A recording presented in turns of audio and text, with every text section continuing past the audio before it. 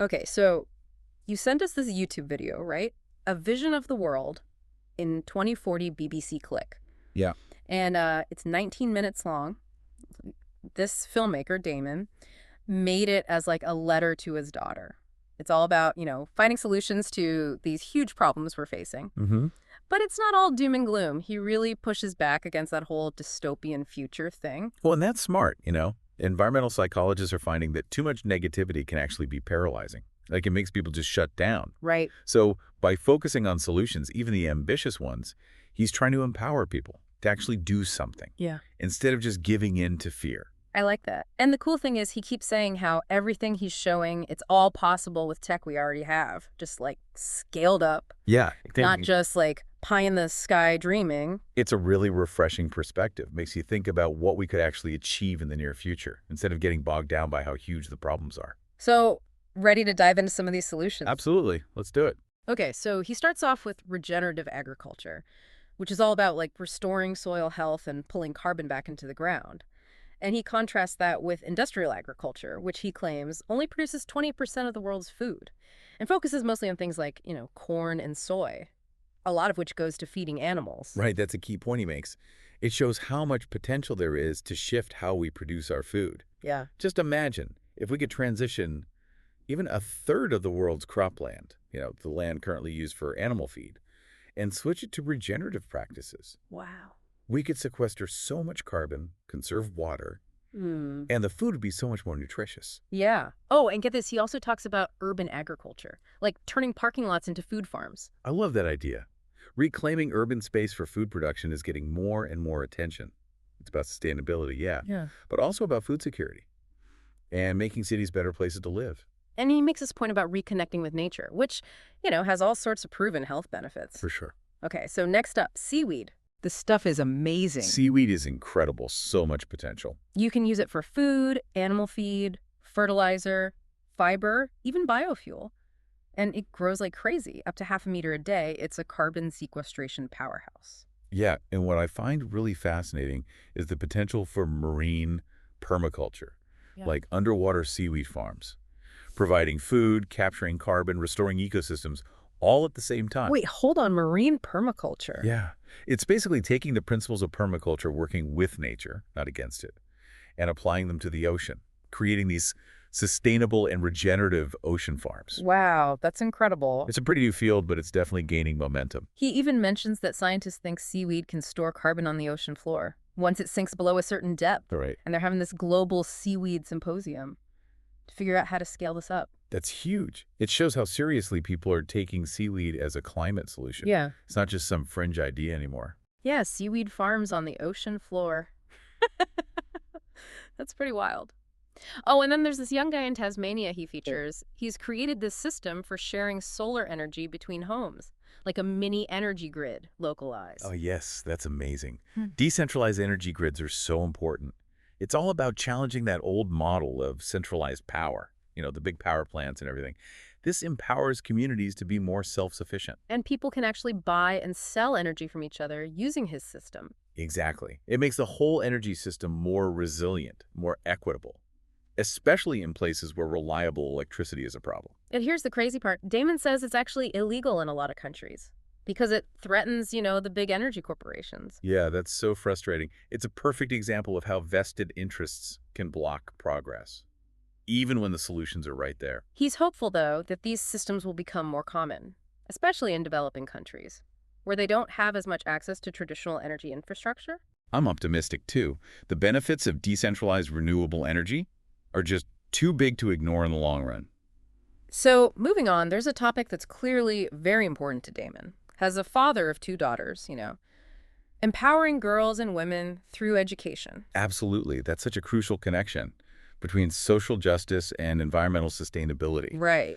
Educating girls has this ripple effect, It impacts everything: population growth, economic development, well-being, everything. Damon points out that when girls finish their education and have access to, reproductive health services, they tend to have fewer children, which helps ease the pressure on resources. Right. But he's careful to say that it's not just about population size, it's about consumption, too. Exactly. It's a complex issue. There's no one-size-fits-all solution. Yeah. But Empowering women and girls, that's absolutely essential for a more just and sustainable future. So are you feeling a little more hopeful about the future yet, with all these solutions out there? I am, actually.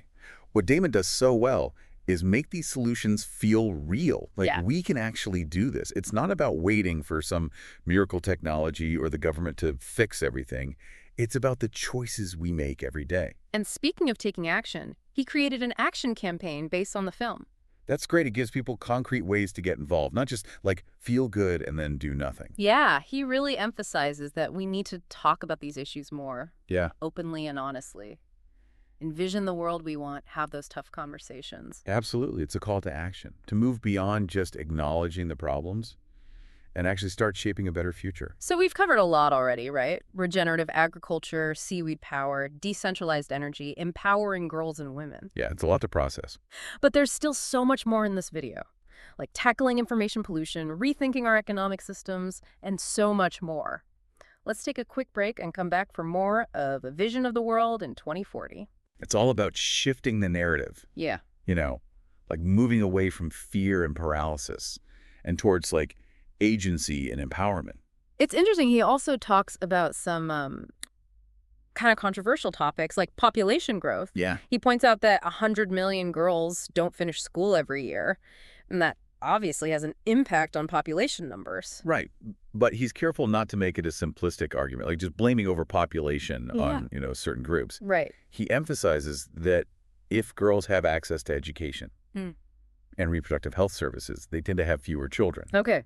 But he's also quick to point out that, our consumption patterns play a huge role too, Mm. especially in developed countries. Right. It's not just how many people there are, but how much each of us is consuming. Exactly. He even challenges this idea that GDP automatically equals happiness. He says some countries with lower GDPs have higher well-being scores. Makes you think, right? Like, what are we really striving for? More stuff or a more balanced way of life? Yeah, and he contrasts that with this idea of a sharing economy, like ride sharing, or those decentralized energy grids we talked about. Right.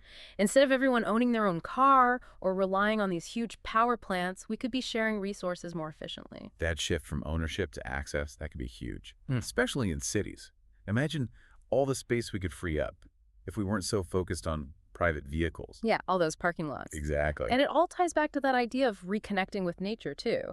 Instead of concrete jungles, we could have green spaces, urban farms, rewilded areas. It's a vision that really speaks to our biophilia, that deep connection we have to the natural world. Yeah, for sure.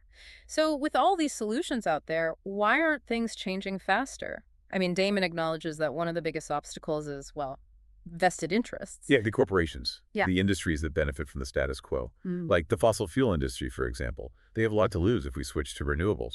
Right. And it's not just fossil fuels. He talks about how the whole system is geared towards growth and consumption. Yeah. It's like it's working against us, even when we try to make individual changes. That's why collective action is so important.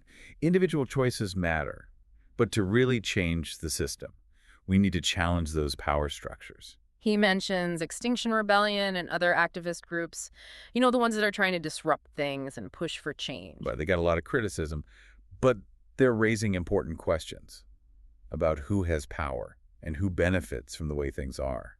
He gives this interesting example from Japan. They actually made it illegal to throw away electronics, and they put a higher price tag on them to incentivize recycling.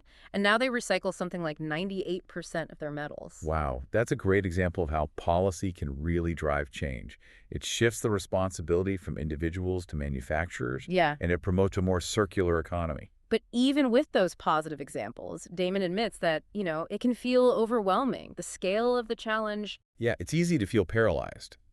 Like, our individual actions don't make a difference. Right. He compares it to other historical shifts, like the abolition of slavery. Oh, interesting. Back then, people were told the economy would collapse without slavery. It seemed impossible, That it happened. right? Through activism, changing social norms, political will. Yeah.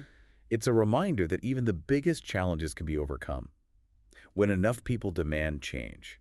So what does Damon see as the path forward? Well, he seems to think a big shift in our values is necessary, like moving away from this hyper-individualistic model Okay. and embracing something more collaborative, interconnected. He talks about symbiosis in nature, where organisms cooperate for mutual benefit instead of constantly competing. Right. He thinks if we can reframe our relationship with nature, like see ourselves as part of the ecosystem, not separate from it, that could be the key to a sustainable future. That's a big shift. It is. It goes beyond just technology.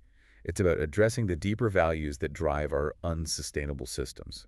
He also talks about reclaiming the narrative, challenging those dystopian visions of the future. Right, the ones we see all the time in the media. Yeah, he made this film as a letter of hope to his daughter, like offering an alternative vision, a better future. It's powerful. But he's realistic, too. He doesn't sugarcoat the challenges, Oh. especially when it comes to governments and corporations, getting them to prioritize long-term sustainability over profits. He points out that real change rarely comes from the top down.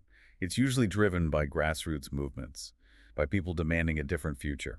So what does he suggest people actually do? He says, find your entry point. What are you passionate about? Yeah. How can you contribute? Okay. Whether it's through your own choices, community involvement, or supporting organizations working on solutions. Right, he's not saying everyone has to do everything perfectly, Exactly. It's about finding your own way to make a difference. even if it seems small. Every action matters. Every conversation, every choice. It all contributes to a larger movement for change, He ends the film on a hopeful note. Yeah. encouraging us to imagine the world we want. And to work towards it with, courage and determination. Because, as he says, the future isn't set in stone. Right. It's shaped by the choices we make today. It's like he's saying, don't just sit back and watch, get involved. Yeah. He even talks about how some young people are refusing to work for companies that are harming the planet. Yeah, that's inspiring. It shows how values are shifting, especially among younger generations. They're holding corporations accountable, demanding that their employers align with their values. Yeah, it's like they're drawing a line in the sand, saying, if you want us to work for you, you got to be part of the solution. But, there's something else he brings up that's been on my mind, too. This whole thing about information pollution, Oh, yeah. like how it's making it so hard to even agree on basic facts. It's a huge problem for sure. It feels like we're constantly bombarded with misinformation and propaganda. He makes this point about how it's really hard to have productive conversations about, complex issues like climate change when the information environment is so polluted. Right, like how do you even know what to believe anymore? Exactly. And he specifically mentions like Rupert Murdoch and the influence of certain media outlets, shaping public opinion, even when it goes against the science. It highlights the need for media literacy, being able to think critically and, not just accepting everything you see at face value. And seeking out diverse perspectives too, right? Absolutely. Not just getting stuck in your own echo chamber. Exactly. So after all this, what's Damon's main takeaway? What does he want people to do after watching this film?